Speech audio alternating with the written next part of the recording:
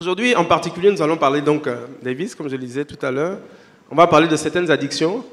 Et la dernière fois, les différents éléments qui ont été choisis, c'est sur la base, j'ai envie de dire, statistique de ce qui a été constaté au niveau de l'école du dimanche et de Bloom. C'est simplement dans nos entretiens comme ça que sont ressortis ces quelques points que je vais citer. Donc déjà, on avait parlé dans un premier temps de problèmes liés à l'attirance vis-à-vis de la personne du même sexe. Ça, c'était le premier point. Ensuite, deuxième point, il y avait les pensées suicidaires. Franchement, quand on regarde tout ça, on se dit non, c'est pas possible, ça ne peut pas être à l'école du dimanche. Même moi, c'est ce que je me suis dit.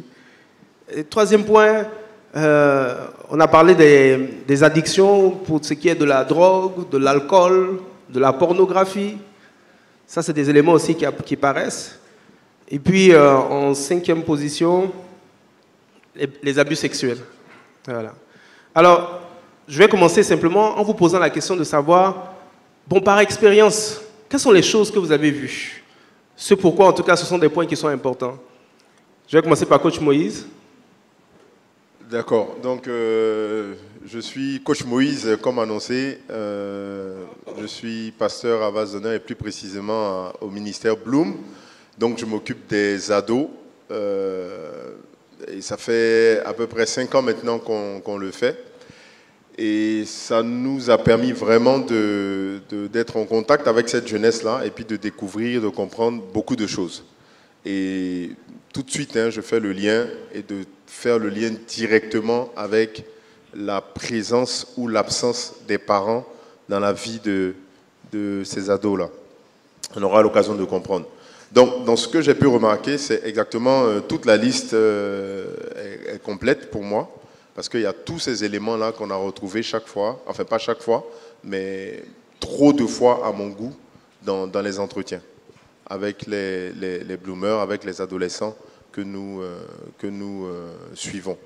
Donc, je vais prendre l'exemple comme ça de quelqu'un qui a succombé à l'alcool, donc qui a commencé à boire. Au départ, c'était juste pour faire comme avec les amis, et jusqu'à ce que ça devienne vraiment un problème au point où lui-même, il vienne demander de l'aide dans un entretien parce qu'il regrettait tout ce qu'il faisait pendant qu'il était ivre. Et ce n'était pas la vie qu'il voulait mener, mais il sentait qu'il était arrivé au bout de ses efforts et que s'il n'en parlait pas, il n'allait pas pouvoir s'en sortir. Donc c'est des choses comme ça qu'on a eu à voir. Beaucoup de cas de dépression, de personnes qui entendent des voix et qui ont vie, l'idée leur passe par la tête de se suicider. Mais avant ça, il y a des choses maintenant que les adolescents font qui n'existaient pas il y a quelques années ici en Côte d'Ivoire. Ils se mutilent. Le mot mutilé, je ne sais pas si vous avez déjà entendu ça. Des adolescents qui se mutilent. Est-ce que ça vous parle, les parents? Si quelqu'un a déjà entendu mutilation, il lève la main. Regardez un peu dans la salle. Vous voyez le nombre de personnes qui savent c'est quoi la mutilation. Et il y a de très fortes chances que votre enfant ou votre ado ait expérimenté cela, mais vous n'allez jamais savoir. Si vous voulez savoir, regardez les avant-bras de vos enfants. Si vous voyez des cicatrices comme ça, comme des traits, des rayures sur les bras, c'est que la personne s'est adonnée à ça. Ça laisse des cicatrices. Mais les parents ne remarquent jamais, en général. Ils se font ça avec des lames. Une lame, c'est prendre une lame et puis se taillader le bras, se déchirer jusqu'à saigner. Et c'est un remède. Donc, en se déchirant, en se faisant mal soi-même, c'est une façon d'extérioriser, entre guillemets, la douleur qu'ils ressentent intérieurement. Donc le but, c'est d'avoir du sang. Et il y en a qui sont, quand ils veulent exprimer vraiment ce qu'ils éprouvent, ils vont le prendre en photo et ils vont le poster dans les statuts. C'est leur façon de demander de l'aide ou bien d'attirer l'attention, en espérant très souvent que les parents le voient. Mais les parents ne le voient pas parce que les parents ne regardent pas forcément les statuts des enfants. Waouh! Bon, bref. Moni, je suis là. Alors, bonsoir tout le monde. Je suis Moni Ursula, je suis monitrice à l'école du dimanche de Codège depuis plus d'une dizaine d'années. Et c'est vrai que nous aussi, on a rencontré un peu plus de presque tous les cas, tous les thèmes que vous avez cités tout à l'heure. Faut dire que ce qui a sonné l'alerte chez nous, c'est qu'il y a quelques années, c'était des cas qu'on ne rencontrait pas à l'école du dimanche. Quand je parle d'école du dimanche, je parle des enfants entre 3 et 14 ans. Donc, oui, il y avait quelques cas d'abus, d'attouchement sexuel, c'est des choses comme ça. Mais il y a peut-être 5 ans, 6 ans en arrière, on n'entendait pas parler d'homosexualité, on n'entendait pas parler de dépression, d'envie suicidaire, et pas à cette fréquence-là. Mais aujourd'hui, c'est chose courante. On a de plus en plus d'enfants qui pensent suicide, on a de plus en plus d'enfants qui disent « Moni, je suis né dans le mauvais corps, je suis une fille, je suis attirée par les filles, je suis un garçon, je suis attirée par les garçons. » Et qui te disent « J'aime Jésus, je veux suivre Jésus, mais c'est pas ma faute. Je suis attirée par le même sexe que moi. » Et c'est des appels à l'aide, ça fait mal. Ça fait mal d'entendre ça, mais que ce soit même les viols, les attouchements. Et comme Coach Moïse l'a dit, dans la plupart des cas, les parents malheureusement ne le voient pas, ne le savent pas. Et nous-mêmes, c'est à force de discussion, c'est à force d'exemples, c'est au cours d'une leçon qu'on arrive à détecter ou que l'enfant arrive à se confier. Donc oui, ça existe et ça existe dans nos maisons. Merci Seigneur de nous garder. Non, t'inquiète. Et ne t'inquiète pas, tu vas sortir d'ici avec des vraies solutions. Voilà. Eunice, je ne sais pas si tu as quelque chose que tu veux rajouter. Oh non, pas grand-chose. Vu que la question portait sur les faits observés, Coach Moïse et Moni Ursula sont vraiment entourés des enfants. Donc, c'est des constats qui sont là. Et ces constats-là sont des appels, des messages de SOS qui indiquent que les enfants ont plus que jamais besoin de repères. Plus que jamais besoin de repères. Parce que le monde dans lequel nos enfants vivent est très, très différent du monde dans lequel nous, on a grandi. Et on parle d'Internet, mais Internet a explosé en 2008, avec l'arrivée de l'iPhone, qui était le premier smartphone. Et c'est comme ça qu'Internet s'est retrouvé un peu partout dans les maisons. Je vais vous demander un petit exercice. Combien d'écrans vous avez chez vous à la maison? Essayez de faire le décompte. Combien? Combien d'écrans vous avez chez vous à la maison? Essayez de compter. J'essaie de compter. Mon portable, bon, souvent il y a 2 portables. Ma femme a 1, donc ça fait déjà 3. Il y a la tablette, 4, plus la tablette de ma femme, ça fait 5. Une seule télévision, 6. L'ordinateur, 2 ordi, 7, 8. 2 tablettes. Voilà. Ah, et ça sans compter la nounou. La nounou, oui. Des fois le gardien, le chauffeur. Et on ne se rend pas compte, sans compter des fois les téléphones que les enfants ont, les tablettes, on ne se rend pas compte que nos maisons sont remplies d'écrans. Et ces phénomènes que vous venez de décrire là sont amplifiés par les médias, sont amplifiés par les contenus que les enfants regardent. Il y a 2 mondes, il faut qu'on en soit bien conscient. Il y a le monde physique. Là, on est dans le monde physique, on se voit, on peut se parler, on peut se toucher. Et il y a un vrai monde virtuel qui existe, que les enfants maîtrisent mieux que les parents, mais qui est très dangereux. Il y a quelqu'un qui disait qu'Internet, c'est toute la sagesse et toute la bassesse du monde. Il y a de très belles choses sur Internet, et en même temps, il y a de gros risques que les enfants courent. Et des fois, en tant que parents, on pense que nos enfants sont en sécurité quand ils sont sagement assis à la maison, devant un écran. Mais ils sont dans un monde virtuel, des fois en train de naviguer dans des zones très dangereuses. C'est un peu comme si l'enfant était en train de se balader dans un quartier où il y avait plein de brigands et qu'il était tout seul. Et ça, on doit en être conscient.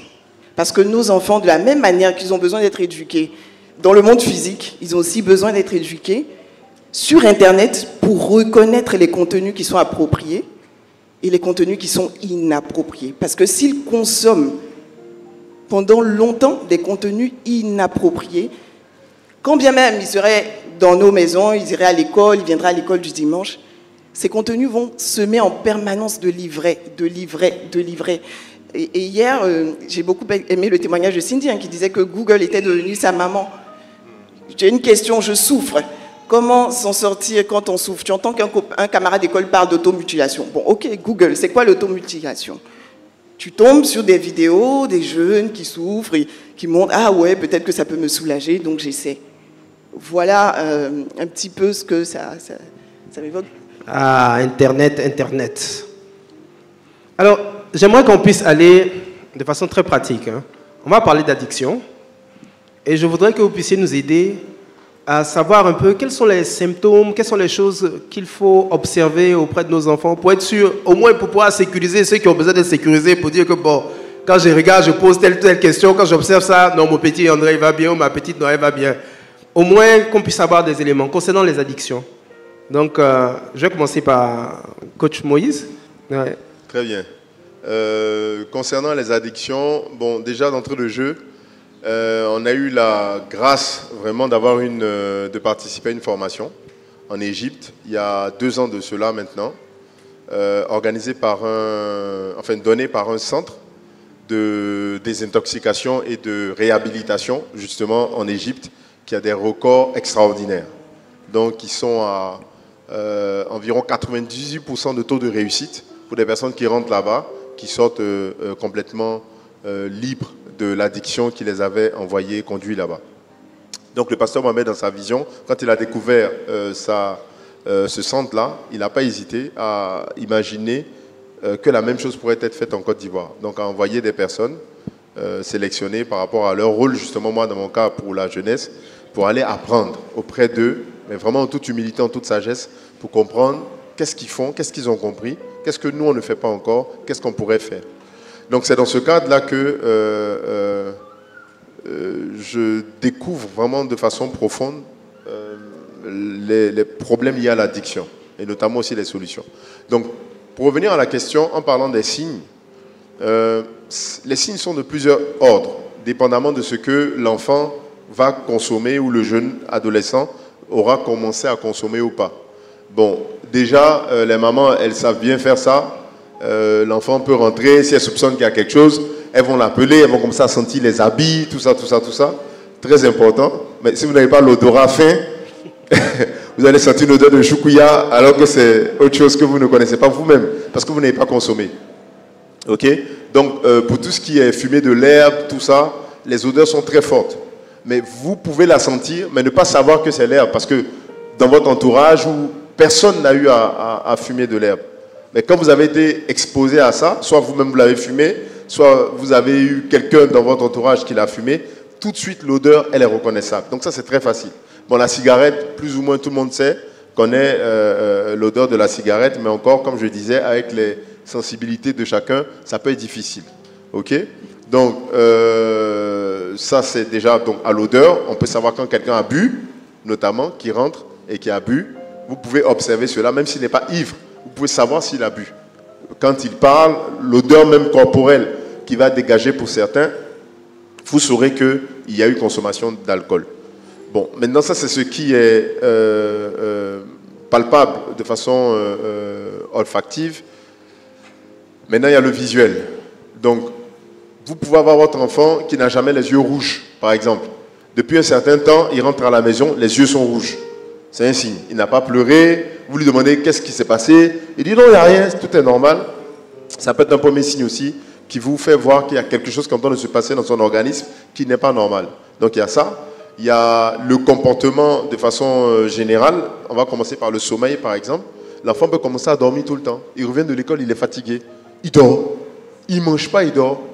Alors que c'est quelqu'un qui aime manger, il peut changer ses façons d'apprécier la nourriture. Quelqu'un qui aimait tout le temps manger telle chose, il commence à moins aimer la chose. Son plat préféré, par exemple, on le réveille, on lui dit qu'il y a ton plat préféré, et puis il dit non, demain il va manger et tout ça. Et il dort tout le temps, il dort tout le temps. Ça peut être un signe qu'il y a consommation de drogue, par exemple, qui a commencé et qui le met dans un état d'endormissement. En fait, il est lourd et tout, et il commence à ne plus rien avoir envie de faire. Même dans ses résultats aussi scolaires, vous pouvez le sentir, vous pouvez le voir. Et il y a plusieurs choses comme ça qui vont commencer à vous montrer qu'il y a quelque chose qui est en train de se produire dans la vie de votre enfant. Donc ça, c'est vraiment les signes, on va dire à première vue, que vous pouvez regarder. Donc notamment l'appétit, c'est à surveiller. Voilà. Après, dans les pires des cas, vous pouvez commencer à voir qu'il va commencer à trembler, ou bien même être plus nerveux que d'habitude, commencer à vous tenir tête ou à être désobéissant sur vos restrictions horaires, par exemple, parce qu'à un moment donné, il commence déjà à ne plus pouvoir se contrôler. Donc ça peut être des signes vraiment révélateurs. Et quand vous avez des doutes, que vous avez des soupçons, n'hésitez pas, alors là, n'hésitez pas à essayer d'approfondir les recherches. Donc, voir si dans les affaires, il n'y a pas des comprimés que vous ne connaissez pas, s'il n'y a pas de substances, s'il n'y a pas des mégots, s'il n'y a pas des briquets, s'il n'y a pas des allumettes, ainsi de suite. Commencez à fouiller, vous pouvez même tomber sur des boissons, des choses comme ça. Ça, c'est quand vraiment vous commencez à avoir des doutes et des soupçons. N'hésitez pas à le faire. Ne rentrez pas dans la logique, non, c'est son intimité, je ne veux pas. Devenez des agents secrets, faites tout ce que vous voulez, mais trouvez le moyen d'approfondir si l'enfant ne vous parle pas directement. Après, l'autre méthode, c'est de... Bon, on ne va pas rentrer dans les solutions déjà tout de suite. Je vais juste m'arrêter là et puis... D'accord. Eunice, je ne sais pas si tu as... Oui, je voulais intervenir sur les facteurs de risque, parce que là, ce sont les symptômes qui permettent de reconnaître. Et c'est important aussi de savoir ce qui peut pousser un enfant à consommer de la drogue. Ben, déjà, il y a le fait d'avoir une mauvaise estime personnelle. Pourquoi? Parce qu'un enfant qui a une bonne estime personnelle, qui est bien dans sa peau, qui connaît sa valeur, qui a confiance en ses capacités, il aura moins besoin de suivre la tendance qu'un enfant qui a une faible estime personnelle. En général, et tu pourras confirmer ou pas, hein, coach Moïse, on ne se lève pas comme ça pour chercher de la drogue dans la ville. On est forcément initié par des amis. Absolument. Voilà, c'est ça. Donc, j'échangeais avec une jeune sœur qui avait consommé de la drogue dans son adolescence et elle expliquait qu'en fait, elle s'était retrouvée avec des amis et puis il y a le joint qui passait. Donc, tout le monde, voilà, prend le joint et ça arrive maintenant au niveau de ton enfant. Allez, vas-y, attends, vas-y. Qu'est-ce qu'il fait? S'il a une bonne estime personnelle, qu'il a été sensibilisé, parce que le manque de sensibilisation aussi est un problème. C'est ça. C'est un véritable problème. Il aura plus de force, une force de caractère plus grande pour dire non, je n'en veux pas et savoir s'éloigner. Mais sinon, s'il n'y a pas tout ça, il aura tendance à vouloir suivre ses copains et découvrir ce qu'est la drogue. En fait, il faut savoir que c'est vrai qu'on dit par moment, nul n'est censé ignorer la loi, mais avec les enfants, tout ce qui n'est pas interdit est autorisé en fait. Si l'enfant n'a jamais entendu parler de cela, s'il n'a pas été correctement sensibilisé, l'enfant est naturellement curieux, il aura envie d'essayer. Je vous donne mon témoignage personnel. Je pense que je devais avoir 12 ou 13 ans, un 31 décembre, 1er janvier. On s'était retrouvés en famille chez ma grand-mère. Et ce jour-là, je me suis dit, mais je vois des gens fumer, il faut que je sache ce que ça fait. Moi, j'étais une fille d'école du dimanche, hein, bien, tout. Et voilà, c'est le cas exceptionnel où je me suis levée seule.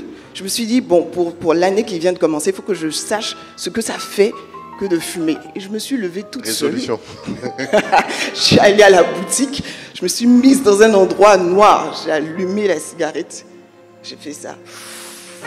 Et je me suis mise à tousser comme pas possible. J'ai chopé une sorte de grippe. Je ne savais pas que la cigarette pouvait donner la grippe au passage. J'ai compris que c'était un châtiment divin qui disait hey, arrête-toi là, tu ne vas pas plus loin que ça. Et je me suis dit plus jamais. Et je n'ai plus jamais touché à la cigarette. Mais c'est pour dire quoi?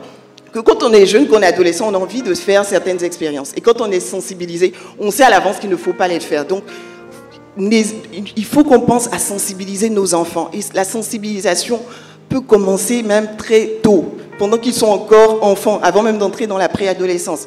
Un autre facteur de risque, c'est le fait d'avoir trop de liberté. Trop de liberté, c'est quoi? L'enfant va à l'école. Après l'école, il est libre d'aller se balader avec qui il veut, où il veut. Il peut rentrer quand il veut. Aïe, attention. Nos enfants sont sous notre responsabilité et nous devons veiller sur eux. Donc, même s'ils sont adolescents et qu'on leur accorde un peu plus de liberté, il ne faut pas les laisser sortir sans savoir où ils sont, ce qu'ils font, à quelle heure ils rentrent, avec qui ils sont. Parce que même nous qui sommes adultes, quand on est en couple, qu'on sort normalement, on sait à peu près où on est, on se surveille. Donc trop de liberté, c'est aussi un facteur de risque. Un autre facteur de risque, c'est aussi le fait d'avoir trop d'argent de poche. Oui, parce que quand on a... pour les découvertes. Pardon ? Tu as l'argent pour les découvertes. Et pour aider d'autres amis à découvrir aussi. Trop d'argent de poche. J'invite mes copains au bar, on va prendre une bonne bière. Je dis, ouais, tu as su, ouais. Vous voyez ?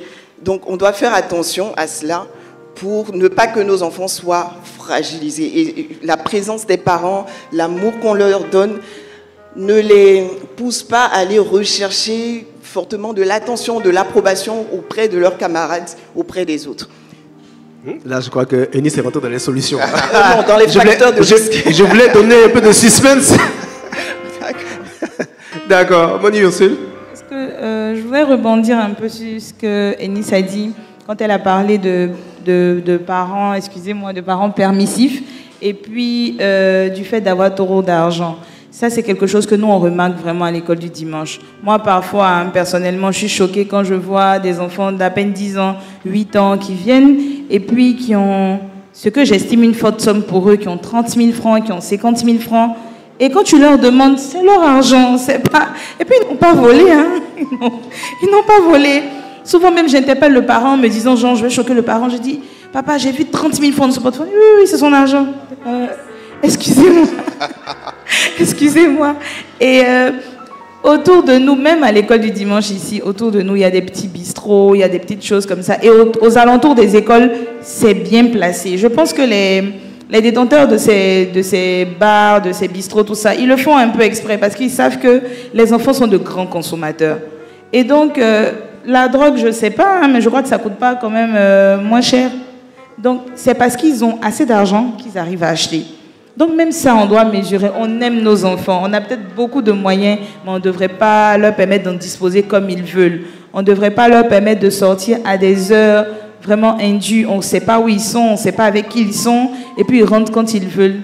On ne devrait pas le faire. Déjà, même que les enfants qui sont serrés, qu'on contrôle et tout ça, arrivent à le faire. Imaginez-vous les enfants qui n'ont aucun contrôle. Voilà, donc c'est ce que je voulais ajouter. C'est vraiment... je ne dirais pas que c'est à 100% la faute des parents, mais bon, dans la plupart des cas, sans vouloir accuser, je suis parent aussi, mais dans la plupart des cas, c'est un peu notre laisser-aller qui crée, ce genre de situation. Voilà. Je connais juste l'histoire de quelqu'un qui consommait du cannabis et il m'expliquait que la seule chose qui a fait qu'il n'est pas passé à la cocaïne, c'est l'argent. Parce qu'il n'avait pas suffisamment de fonds. Il faisait des cotisations pour pouvoir s'acheter au moins une fois de la cocaïne. Mais malgré les cotisations, l'argent n'arrivait pas pour la cocaïne. C'est ça qui les a gardés. C'est tout. Donc s'ils avaient l'argent, ils avaient eu l'argent, ils seraient passés à la cocaïne.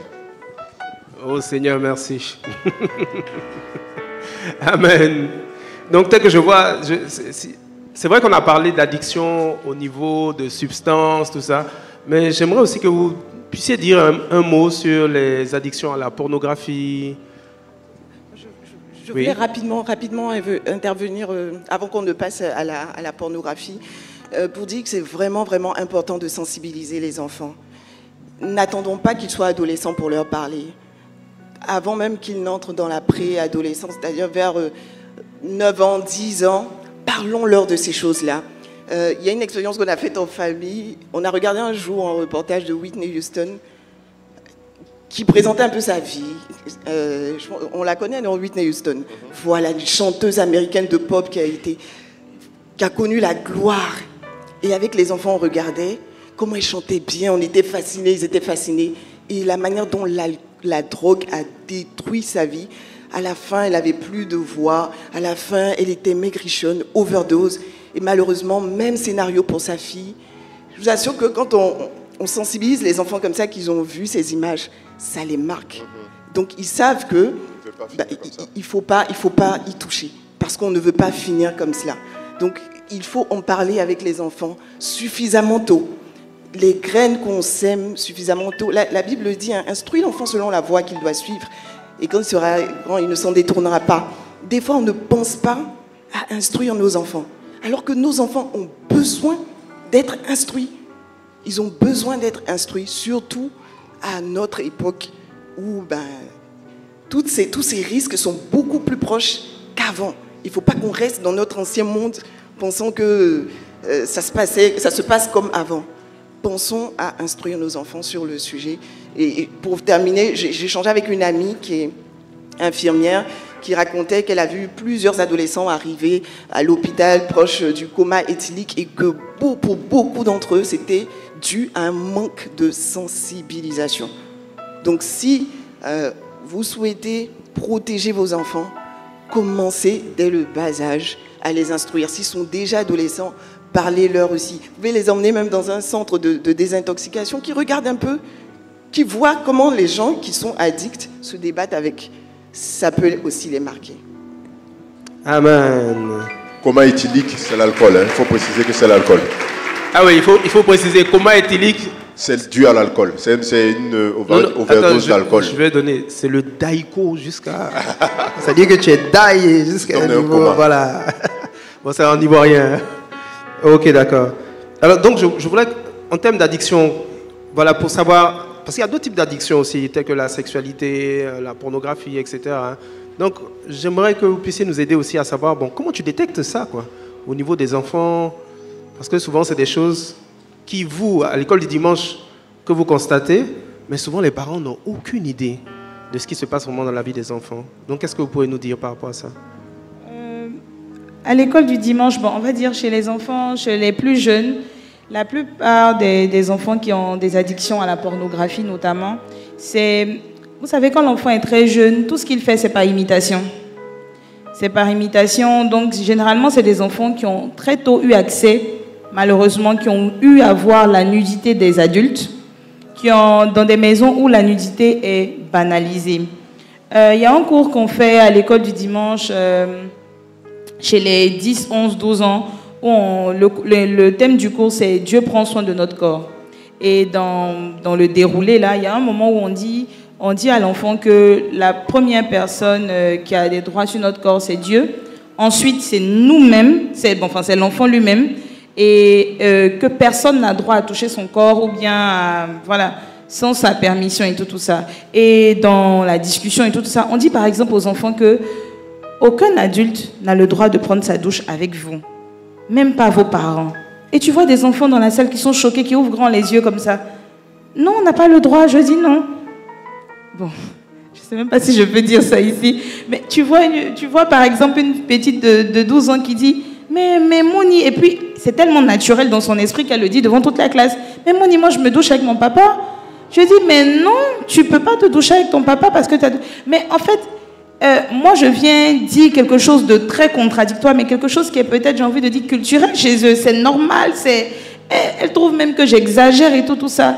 Et donc, moi, je dis non, aucun adulte ne doit prendre sa douche parce qu'à 12 ans, et puis surtout nos enfants de maintenant, là, ils ont des formes et tout ça. Et même s'ils ne les avaient pas, à 12 ans, on ne se douche pas avec son papa. Mais quand le parent qui se dit que, bon, c'est un enfant, c'est pas grave et tout ça, lui montre sa nudité, quand un autre adulte lui montre, ça ne choque pas l'enfant.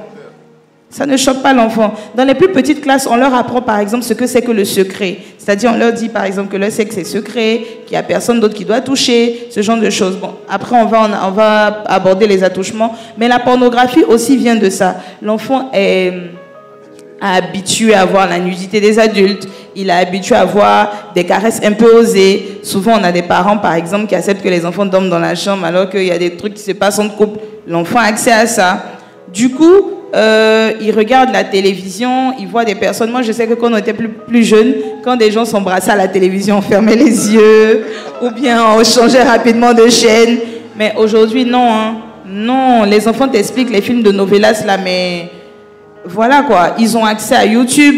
Donc, la pornographie, et à force de regarder, les caractères sexuels masculins et féminins se développent. Les attributs se développent et les hormones aussi se développent, donc ils commencent à ressentir des choses. À partir des 10-12 ans, on commence à avoir des envies aussi, tout ça. Et donc ils regardent, ils prennent goût. Ils prennent goût. Donc, ils ont plein dans le téléphone et tout ça. On va arriver encore au téléphone. Et il y a une chose qui m'a choquée, par exemple, sur les addictions. Quand on fait le cours sur Dieu prend soin de notre corps, l'année dernière, on a commencé à aborder les nudes. Je ne sais pas si les parents connaissent les nudes.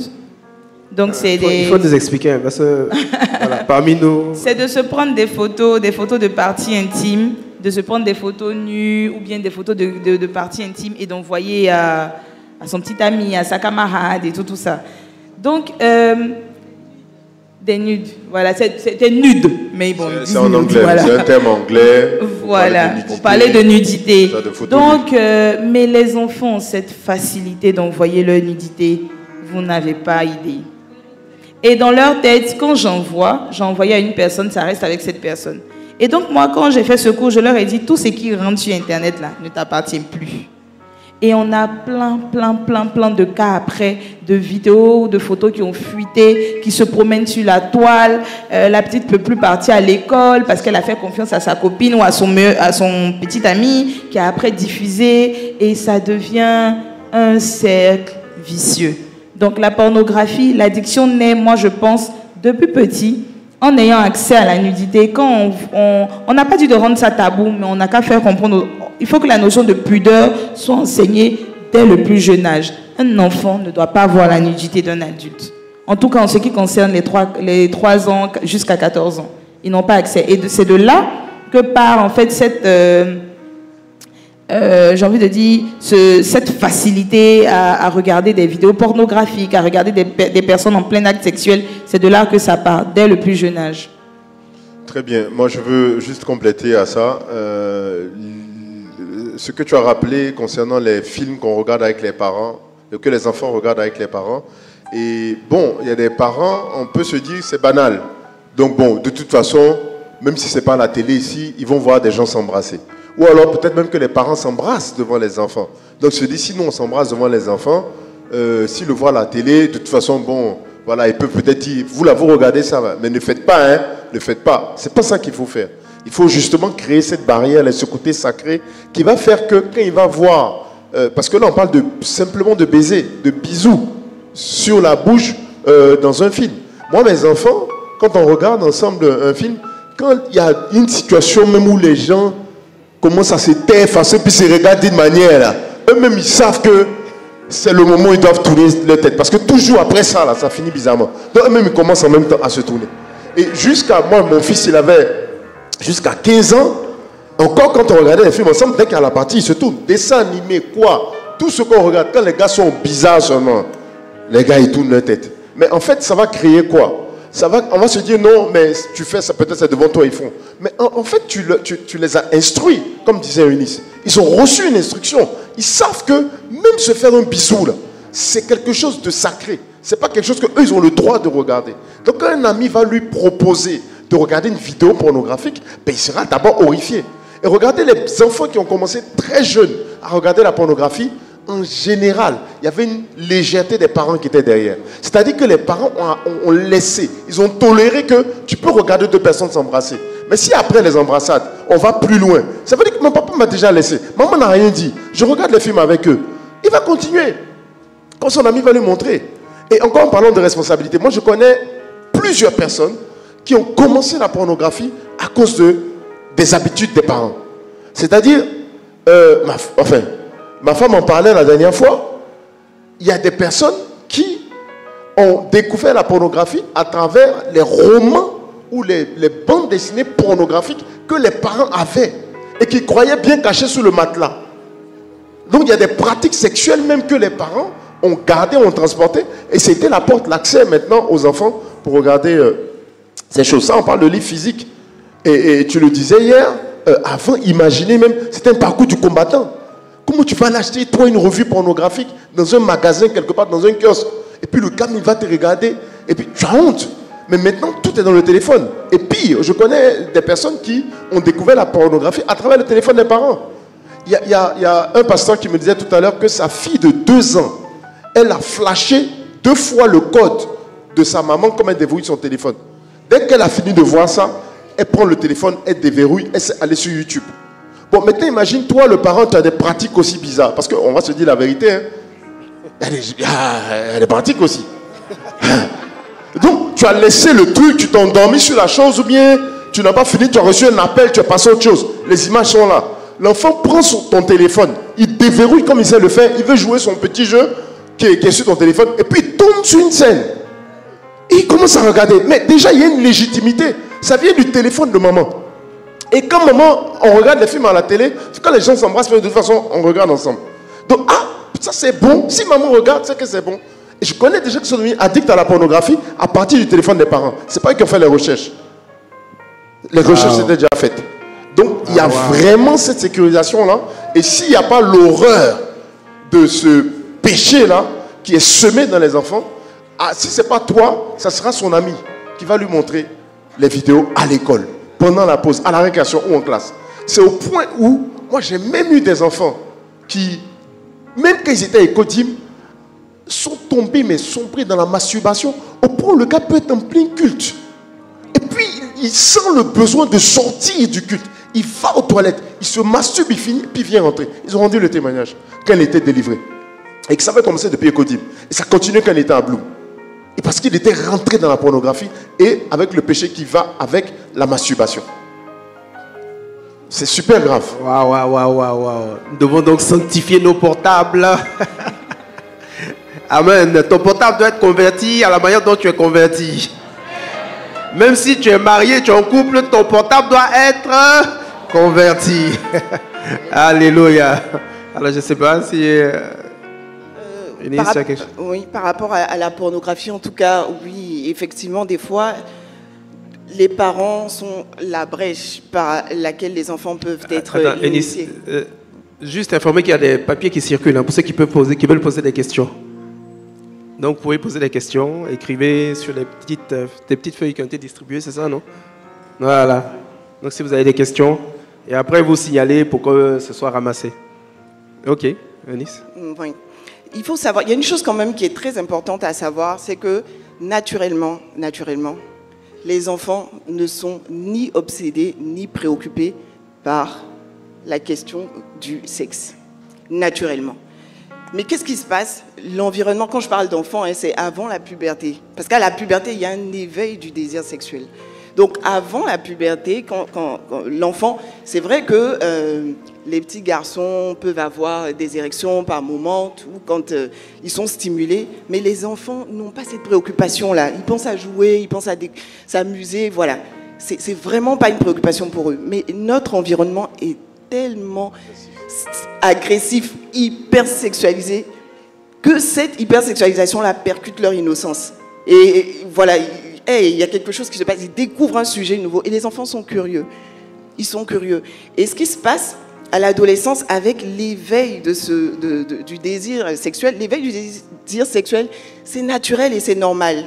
Et nous, parents, on ne doit pas donner une mauvaise image de la sexualité à nos enfants, surtout nous, parents chrétiens.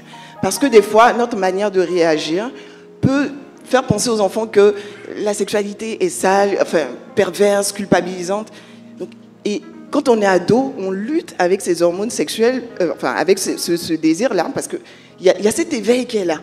Notre rôle, c'est d'apprendre à nos enfants à canaliser leurs pulsions. Amen. Parce qu'il ne faut pas nier ces pulsions-là, il y a cette pression qui est là. Et cette pression-là, elle est attisée par la pornographie et tous ces contenus qui foisonnent, auxquels ils peuvent être confrontés. Donc imaginez l'enfant qui est adolescent, qui tombe sur une image, il regarde la scène, il ressent du plaisir. Quand on ressent du plaisir, est-ce qu'on a envie d'arrêter? C'est ça. On n'a pas envie d'arrêter, on a envie de continuer. Si là encore, papa ou maman n'ont jamais dit, comme Monu Ursula le disait, comme coach Moïse le disait, qu'il ne faut pas regarder la nudité des gens, il ne faut pas regarder l'intimité des gens, mais il ne sait pas en fait, il est curieux, il continue à regarder, il ressent un certain plaisir et puis il se sent bien. Bon, en même temps, il est intrigué, il n'ose pas en parler à papa, des fois ce sont les amis aussi qui les initient, tout ça, et il peut se retrouver dans un cycle comme ça, parce qu'il y a l'éveil du désir qui est là, on sent, ça monte, on a envie de regarder, on consomme, on se soulage, on se sent bien, et ça crée un cycle qui est addictif comme ça. Pour aider les enfants, comme je le disais, il ne faut pas les culpabiliser par rapport à leur pulsion sexuelle. Elles arrivent à l'adolescence et nos enfants doivent apprendre à les canaliser parce que ça va les aider dans leur couple. Parce que quelqu'un qui ne sait pas gérer ses pulsions est en danger. Il aura tendance à vouloir se satisfaire avec tout le monde. Et cette période d'abstinence avant le mariage permet d'apprendre à nos enfants, filles comme garçons, de gérer leurs pulsions. Il faut leur expliquer qu'ils doivent éviter de regarder tout ce qui va éveiller ce désir sexuel en eux. Et puis, il faut les occuper, qu'ils soient actifs. Il y a Bloom, qui viennent chanter, qui viennent danser. Ça permet de canaliser leur énergie. Voilà. Hein, et les jeunes garçons peuvent avoir des émissions nocturnes. C'est ces pulsions-là qui sont évacuées pendant l'adolescence. Donc, notre rôle, c'est vraiment de les instruire sur les contenus en ligne. Et ce n'est pas tout. Il faut prendre aussi des mesures de protection sur les appareils que nos enfants utilisent, des logiciels de contrôle parental pour ne pas qu'ils soient confrontés à n'importe quel contenu, parce que ce n'est pas toujours qu'ils cherchent. Des fois, ils tombent dessus comme ça. Et puis, leur demander aussi de veiller sur leur fréquentation, parce que quand on n'est pas bien entouré, on est à risque. Voilà. Donc, si vous surprenez votre enfant en train de regarder des images pornographiques ou en train de se masturber pour la première fois, ne réagissez pas excessivement. Comprenez que votre enfant a un challenge. Il ne sait pas contrôler ses pulsions sexuelles. Et votre rôle, c'est de l'instruire, le sensibiliser, lui apprendre à les canaliser, à se préserver pur. Parce que si on rentre dans la répression, après dans le couple, c'est pas bien, parce que la Bible nous demande de garder nos pensées pures. Mais des fois, on peut avoir des réactions et des paroles très dures. Toi, mais dis donc, mais tu es gâtée, mais tu es une pute, tu es une prostituée. Et ça mine l'estime personnelle des enfants qui se voient finalement trop sales, trop impurs. Du coup, le sexe devient honteux. C'est Dieu qui a créé. La sexualité, c'est quelque chose de beau. Pasteur Mohamed nous disait que c'est par là un acte physique et le miracle de la vie se produit. Il y a un esprit qui naît dans un corps avec une âme, juste par la sexualité, c'est quelque chose de beau. On ne doit pas non plus donner une image mauvaise de la chose, mais surtout éduquer nos enfants et les emmener à conserver leurs pensées pures, à garder leur corps jusqu'au mariage. Ok. Bon, on va aller chap. Donc, une fois qu'on a fini d'identifier, de voir les symptômes, et puis bon, tu as constaté, tu as attrapé ton fils ou ta fille, voilà. C'est quoi la suite? Comment faire pour l'aider à s'en sortir? D'accord. D'accord, en parlant de quel aspect, par exemple? On peut parler de la drogue ou de toute... De la drogue, par exemple. Ok. Donc, ce qu'il faut comprendre pour la drogue, et c'est exactement ce que Eunice expliquait, quand elle parlait de self-esteem, de l'estime de soi, de l'estime que la personne a d'elle-même, et que je dirais, quand elle n'est pas là, va créer un mal-être dans la personne. Quelqu'un qui se mutile, il y a une raison. On ne se mutile pas parce que ça plaît. On se mutile parce que c'est une douleur qui permet d'oublier nos douleurs. C'est ça le principe de la mutilation, de l'automutilation. Donc, ce mal-être-là, c'est celui-là qu'il faut découvrir. C'est comme si votre enfant a le palu et vous ne décidez que de traiter les maux de tête qui vont avec. S'il vomit, vous achetez un médicament contre le fait qu'il vomisse. S'il a mal à la tête, il fait la fièvre, vous achetez du paracétamol ou un médicament qui va l'empêcher de souffrir, de sentir des douleurs. Mais vous allez le faire pendant combien de temps? Chaque fois qu'il sera confronté, toutes les fois, tout le temps où il est confronté au paludisme, au parasite, il va continuer de faire ses symptômes. Et vous serez en train de traiter les symptômes. Donc en réalité, un enfant qui arrive à être accroché par la drogue et à rentrer dans une addiction, c'est qu'il est en train de vouloir se débarrasser d'une maladie principale. Et oui, l'addiction est une maladie. Et ça, c'est quelque chose qui nous a choqués quand on nous formait.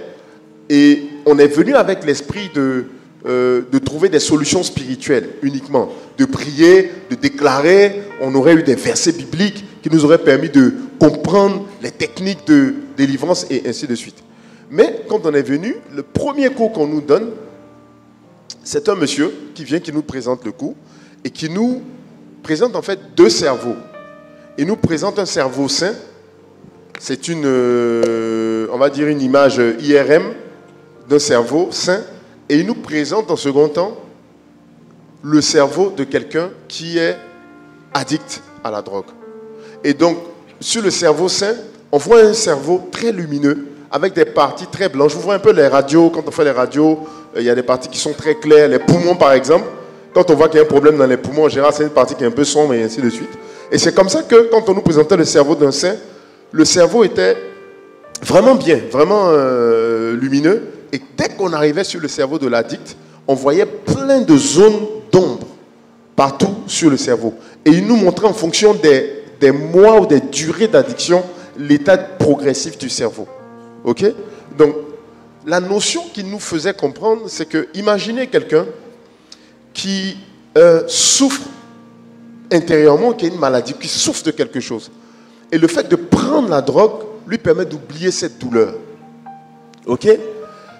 Quand il sera lucide, cette personne, vous allez le faire asseoir. Que ce soit l'addiction à l'alcool, à la drogue ou à tout ce que vous voulez, vous allez faire asseoir la personne. Et vous allez lui demander, est-ce qu'il est conscient du mal qu'il est en train de se faire à lui?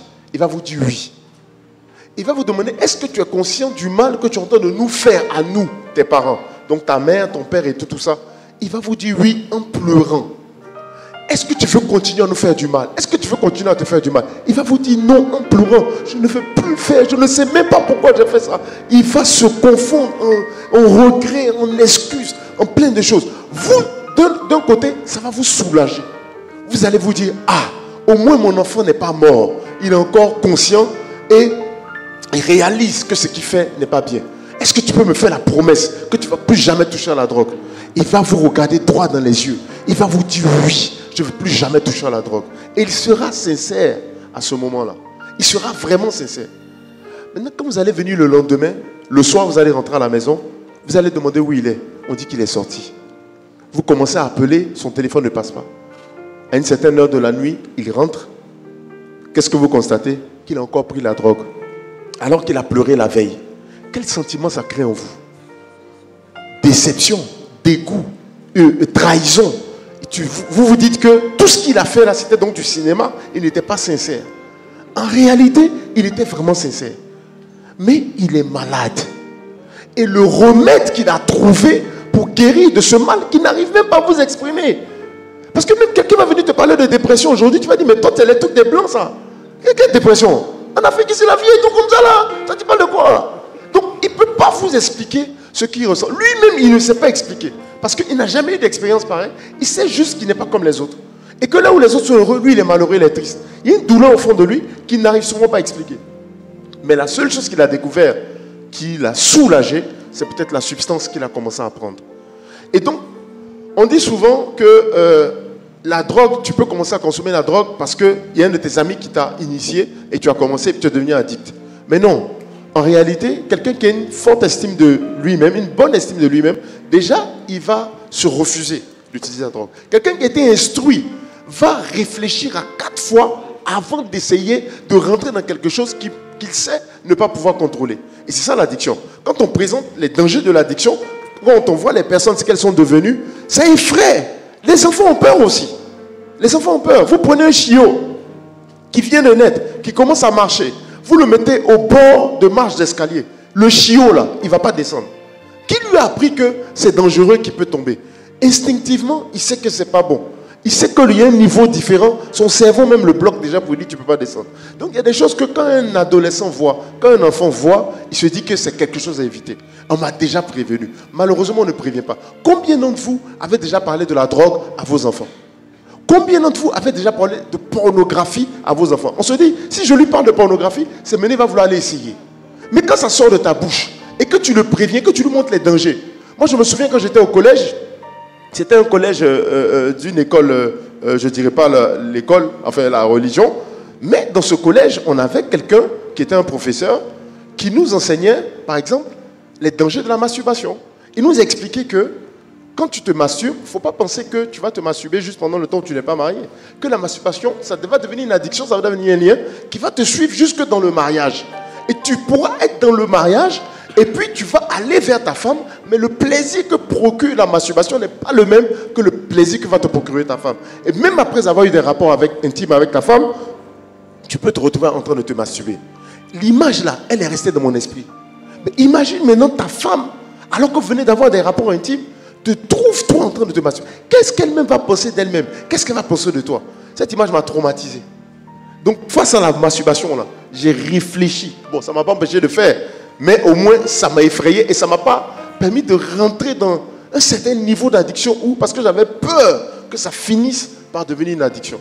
Donc, c'est des choses qui m'ont fait me retenir sur ces choses-là. Mais c'est l'instruction qui m'a donné ça. Je n'étais pas encore converti du tout. Ok? Donc, voilà. Donc, l'addiction, c'est ça. Et comment, justement, pouvoir aider cette personne, c'est déjà de ne pas lui en vouloir. Comme si la personne fait exprès. Parce que c'est ça que la drogue veut produire. Et quand je dis la drogue, je parle de l'esprit du malin, l'esprit du diable qui est derrière la drogue. Parce que c'est vraiment une conception satanique. C'est-à-dire que déjà la personne qui va commencer à se droguer a une pensée forte qu'elle n'est pas à la hauteur, qu'elle n'est pas suffisamment aimée, qu'elle déçoit. Il y a toutes ces questions-là, qu'elle ne mérite même pas de vivre. Il y a des voix qui vont lui dire, par exemple, tue-toi. C'est seulement quand la personne se drogue qu'elle n'entend plus les voix. Et qu'elle respire un peu, que l'anxiété diminue. Donc, vous, le parent, quand il vous fait la promesse, devant là, quand les voix recommencent à lui parler, vous n'êtes plus là. Quand la douleur recommence à monter, le remède le plus simple qu'il a sous la main, c'est de consommer. Après, il se dit, il va gérer. Après, il va gérer. Et vous tombez maintenant sur la situation où il a consommé de nouveau et ça amplifie le sentiment de dégoût. Et vous allez le lui dire que je suis déçu de toi. Tu m'as fait une promesse, tu m'as trahi, que tu n'es plus mon enfant, que tu n'es pas dit d'ailleurs, je ne veux plus te voir chez moi. Voilà ce qui va amplifier encore le désir d'aller faire quoi? Se réfugier totalement maintenant, parce qu'il n'a plus de raison de se battre. Parce que vous êtes déjà déçu. Vous lui avez dit que vous n'êtes plus son enfant, vous ne le voyez plus comme son enfant. Il va s'adonner maintenant entièrement à la drogue. Ok? Et comment ça va se faire maintenant, dans quel contexte aussi? Quand je parlais de mal-être, qu'est-ce qui va influencer la consommation, le début de la consommation de drogue? La personne qui se sent mal, qui n'arrive pas à l'exprimer à ses parents, qui ne se sent pas, peut-être même comme un enfant accepté, qui se sent rejeté, qui ne se sent pas un enfant de la famille. Quand il va se retrouver dans ses amis, dans ses compagnies, il va se retrouver avec ses amis, il y aura quelque chose qui va se passer. Avec ses amis aussi, il aura le sentiment d'être accepté tel qu'il est. Ses amis vont le trouver cool, ses amis vont le trouver drôle. On ne va pas lui dire que tu n'es pas ci, tu n'es pas ça. Donc le sentiment qu'il n'a pas reçu en famille, là, il va le recevoir avec ses amis. Vous allez lui demander, ne fréquente pas ces personnes, je ne les aime pas. Mais ce que ses amis lui procurent, vous n'arrivez pas à le lui procurer. Ah, donc il va les choisir, eux, pour rester avec eux. Maintenant, comment je fais pour rester accepté par des personnes qui m'ont accepté sans me juger, qui ne m'ont pas rejeté comme j'étais rejeté ailleurs, qui n'ont pas dit que je ne suis pas suffisamment bon, suffisamment doué. Ça peut même juste avec des comparaisons sur les résultats. Tu ne vois pas comment ton frère travaille, comment toi tu travailles. Donc ça veut dire directement que toi tu n'es pas assez bon. C'est ça. Vous lui dites que vous faites ça pour le motiver, pour qu'il travaille comme son petit frère. Comme c'est son petit frère qu'il est le grand frère, il va travailler encore mieux. Mais non, ça lui dit qu'il n'est pas assez bon. Et les voix lui disaient ça déjà. Quand il va aller chez ses amis, elle va dire que non, toi tu es un 10, toi tu es un champion. C'est quoi? Ça va se traduire par quoi? On va boire ensemble. On commence à boire. Il boit. Ah, toi tu n'es pas d'ail. Pourquoi toi tu es un 10? Ce qu'on ne lui a jamais dit à la maison, on ne l'a jamais félicité sur quoi que ce soit. Là, on le félicite. Et vous lui demandez, n'allez plus, va plus chez tes amis. Mais il va continuer d'aller. Maintenant, si par malheur, les fréquentations qu'il a, eux, c'est même pas que l'alcool. Eux, ils se droguent. Mais pour rester accepté, pour rester cool, je vais faire comme ceux qui m'ont accepté. Je vais commencer à me droguer. Et bizarrement, quand il va se droguer, ça va soulager le mal-être. Doug James. Non seulement je suis accepté par eux, mais en plus, leur solution m'apaise. Quand il va venir devant vous, il va vous lui dire arrête la drogue, arrête la fréquentation. Il va vous dire oui, mais vous ne saurez pas lui donner ce que ses amis lui donnent. Il va retourner là-bas, ils vont le réconforter, il va recommencer à fumer, il va recommencer à boire, ainsi de suite. Et c'est comme ça que le cercle se crée. Vous vous éloignez de plus en plus de l'enfant. Lui aussi s'éloigne de vous, il se réfugie encore plus dans la drogue qui devient sa famille. Systématiquement. C'est fort ça. Et donc, comme on parlait de solutions, et l'une des solutions, l'une des choses qui fait que ce centre de formation réussissait à 98%, c'est que quand tu rentres dans le centre, bon déjà il y a une phase, il faut dire qu'il y a une phase de désintoxication. Là je parle de la drogue maintenant spécifiquement. Il y a une phase de désintoxication. C'est ce que la plupart des pays font. C'est ce qu'on fait en Côte d'Ivoire. En Côte d'Ivoire, on fait la désintoxication. Donc quand vous voyez Bingerville, ce n'est pas que pour ceux qui ont des problèmes mentaux. Bingerville aujourd'hui a un centre de désintoxication. Mais la désintoxication, c'est quoi? C'est qu'on va te mettre dans un endroit, on va t'empêcher d'accéder à la drogue. Le temps que les effets de la drogue ou de l'alcool, de la substance que tu consommes, disparaissent dans ton corps. Ok? Donc il y aura une phase de sevrage où tu trembles, tu fais tout ce que tu dois manifester, mais on ne va pas s'aider, on ne va pas te donner. Quand tu sors de là, normalement la drogue n'est plus en toi. Mais qu'est-ce que tu as mûri pendant tout ce temps où on t'a privé de la chose? Ce qui te donnait la paix là, même si c'est plus dans ton corps, mais tu sais où acheter, tu sais comment accéder à ça, et ça te fait du bien. On n'a pas résolu le problème là, profond là, on n'y a pas touché. C'est juste qu'on t'a privé de la chose en se disant qu'une fois que tu es privé, tu seras suffisamment lucide pour ne plus faire. C'est faux. Dès que le mal-être va recommencer, tu vas retourner à la drogue. Donc eux, ce qu'ils ont fait, c'est quoi? Après la désintoxication, dans le même centre, tu enchaînes dans ce qu'on appelle la réhabilitation. Là, tu vas maintenant faire la réhabilitation. Et la réhabilitation, il y a des techniques où non, on dit oui, il faut donner des petites doses en désintoxication, tu ne sais pas totalement, tu donnes un peu, et puis le gars s'habitue, et puis après il s'en sort. Eux, ils ne font pas ça. Eux, c'est direct. Tu rentres, on ne te donne plus rien. Et tu vas souffrir, tu vas crier, tu vas faire tout ce que tu veux. Ça va passer. Ils sont insensibles à ça. Quand tu sors de là, on rentre maintenant dans la réhabilitation. Et qu'est-ce qu'on fait dans la réhabilitation? À 99% du temps en réhabilitation, imaginez ce qu'on fait là-bas. On ne fait que parler. C'est parler. Parler. Parler. Parler. Parler. Ils déversent. Voilà ce que j'ai vécu. Voilà ce que j'ai senti. Tout à longueur de journée, ils ne font que ça. Le lendemain matin, ils se réveillent. Routine. Tu ranges ton lit, tu fais ça, tu fais ça. Tu viens t'asseoir.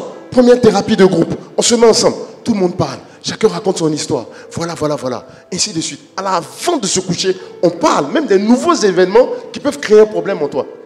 À la fin de la journée, c'est un principe biblique. C'est comme la Bible dit, ne va pas te coucher avec la colère. Donc, ils ont une thérapie, dernière thérapie de journée, où les gars vont parler entre eux, et puis ils vont dire, qu'est-ce qui, même aujourd'hui, là, qu'est-ce qui aurait pu t'énerver ou bien te truc? Ne va pas dormir avec ça. Et puis chacun va parler. Ah oui, Eunice, aujourd'hui, quand je lavais les assiettes, elle a sali mon assiette, j'ai pas aimé. On ne permet pas qu'un seul sentiment négatif reste encore dans ton cœur. Ils peuvent faire ça pendant des mois. Quand les personnes sortent de là, ils n'ont plus envie de toucher à la drogue. Et puis il y a des degrés, il faut mériter que tu puisses sortir. Quand tu sors, maintenant tes amis, on t'interdit absolument, au risque de te renvoyer du centre, de rentrer en contact avec tes anciens amis. C'est l'instruction. Donc quand tu arrives à un certain niveau où tu n'es plus sous l'addiction, on te permet maintenant de sortir du centre, d'aller voir ta famille. Mais tu as interdiction de rencontrer ta famille. Et quand tu reviens, on te check pour voir si tu as consommé ou pas. Donc ça, c'est une des solutions. Et par la grâce de Dieu, Dieu a permis que Vazonnet puisse ouvrir son centre de désintoxication et de réhabilitation. Donc c'est à travers ce projet-là, pour lequel justement on était allé être formé, Pasteur Mamet nous avons envoyé pour être formé, que le centre Healing House a été créé, il a débuté ses activités et ils sont situés à Bassam. Amen. Amen. Là, on a reçu beaucoup de pépites. Hein? Amen. Hein? Donc là, ce que je comprends, c'est qu'il faut, c'est-à-dire même si ton enfant se retrouve dans une position d'addiction, il faut surtout s'assurer que tu nourris en fait son âme. Exactement. C'est de comprendre ce qu'il a mené là. Qu'est-ce qu'il cherche à guérir de quoi? C'est ça qu'on doit trouver. Et ne pas renforcer l'esprit exactement, d'accusation. Tu vaux rien, tu es... Parce qu'il ne peut pas, c'est compulsif, c'est une addiction. Il fait des efforts, il n'y arrive pas. C'est ça la définition de l'addiction. Sinon, il n'y a pas d'addiction. Ça veut dire que la personne contrôle. Il consomme quand il veut. Mais quand il ne peut plus, quand il est obligé de braver votre autorité pour le faire, c'est qu'il ne se contrôle plus. C'est une addiction. Il est malade. Il faut le soigner. Wow, alléluia. Est-ce qu'on peut acclamer le Seigneur? Alors, je ne sais pas si vous avez autre chose par rapport aux autres types d'addictions, sur la sexualité, si vous avez des tips que vous pouvez nous partager, addiction à la pornographie. Moi, je voulais juste rajouter que, pour suivre ce que Coach Moïse disait, l'amour inconditionnel est vraiment, vraiment, vraiment important. Des fois, on ne se rend pas compte, mais on aime nos enfants de manière conditionnelle. On les aime quand ils nous ramènent de bonnes notes de l'école, on les aime quand ils se comportent bien, et on les aime moins quand ils se comportent mal. Et c'est tellement, tellement important de pouvoir... Le Seigneur, déjà, Dieu c'est le Père par excellence, et il nous aime de manière inconditionnelle. C'est pas parce qu'on est bien que le Seigneur nous a acceptés, qu'il nous a sauvés. Il nous a aimés même pendant qu'on était pécheurs, avant qu'on ne parvienne au salut. Et c'est ce type d'amour qu'on doit avoir pour nos enfants. Nos enfants doivent être convaincus qu'on les aime, quelles que soient les situations. Qu'ils aient consommé de la pornographie, qu'ils aient consommé de la drogue, qu'ils se soient masturbés, etc. Ils doivent toujours savoir, même si on n'est pas d'accord avec ce qu'ils font, qu'on les aime. Un peu comme le père du fils prodigue qui a accueilli son enfant quand il est venu. Parce que lorsqu'ils se sentent jugés, rejetés, parce qu'on est le parent, d'autres personnes peuvent les juger, peuvent les rejeter, mais lorsqu'on est le parent, ça a un impact puissance fois 10. Donc nous devons vraiment veiller à aimer nos enfants de manière inconditionnelle. Et l'amour, ce n'est pas un sentiment qui est dans le cœur. L'amour se démontre. Il n'est pas logique. Se démontre, oui, c'est pas logique. Et des fois, vous n'allez pas ressentir l'envie de manifester de l'amour à vos enfants. Hein. Vous décidez de manifester, puis vous le faites. Votre enfant a peut-être fait une gaffe.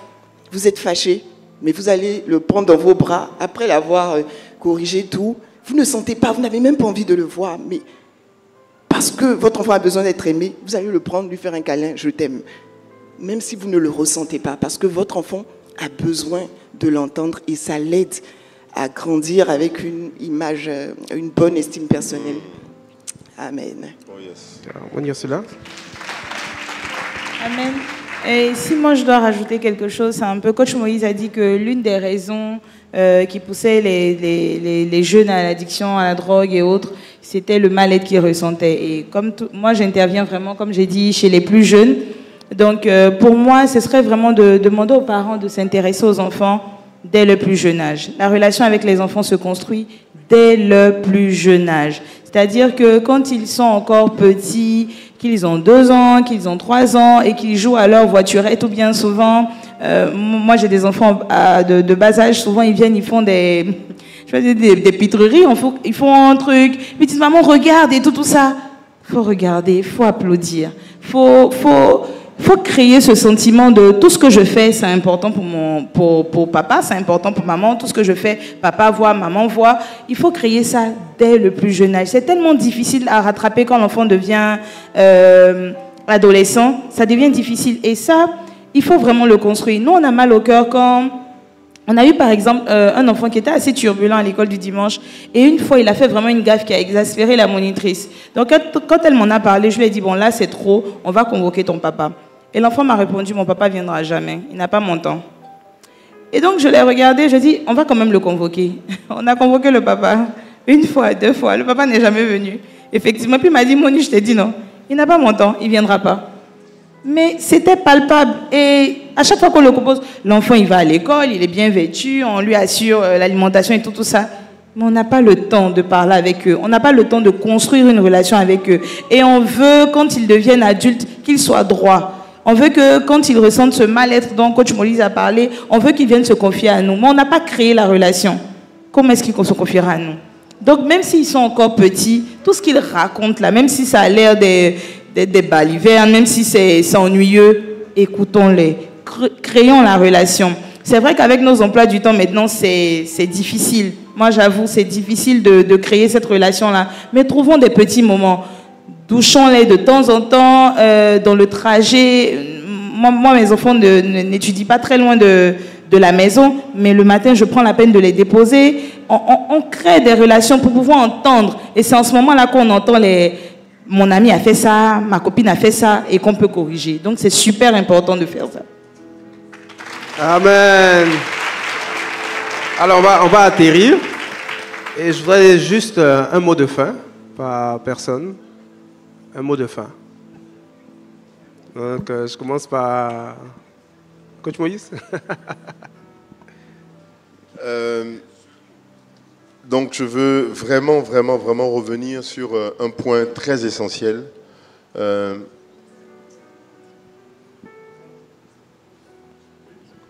Donc, c'est l'implication, et c'est le dernier point, c'est l'implication des parents. Vraiment qu'on puisse être là et avoir des séminaires comme ça, des semaines pareilles, on doit vraiment pouvoir sentir la mobilisation des parents. Et quand on discute avec les adolescents, je veux dire dans 85 à 90% des cas, les problèmes ne viennent pas des amis, ils ne viennent pas de l'école, ils viennent de la famille, ils viennent des parents. Et souvent, c'est des serviteurs à l'église. C'est ça le pire. Donc, impliquons-nous davantage, changeons la donne et que 2025 soit une année complètement différente de toutes les années précédentes. Eunice, un mot. Juste le mot que je voulais dire, c'est que être parent, c'est pas intuitif, ça s'apprend. Et il faut vraiment se former. Pasteur Mohamed nous a beaucoup instruit sur l'importance de la formation. On a besoin d'être formé. Ursule? Moi, je dirais aux parents de nous accompagner. On les a que, en tout cas pour nous qui sommes plus petits, on les a que 2 heures dans la semaine. On a besoin que les parents soient nos partenaires. On a besoin qu'ils s'impliquent. On a besoin qu'ils vérifient les cours, qu'ils prient avec eux. Et puis, je tiens vraiment à dire aux parents que vous avez autorité. Vous avez pouvoir. Vous pouvez décider. Vous pouvez déclarer sur vos enfants et ils vont changer. Et surtout, les enfants vous imitent. Donc, revoyons nous-mêmes nos comportements, revoyons nos attitudes. Et puis, je pense qu'on fera une génération qui va changer la donne quand même à Christ. Alléluia, on peut acclamer le Seigneur. Nous allons rejoindre nos places.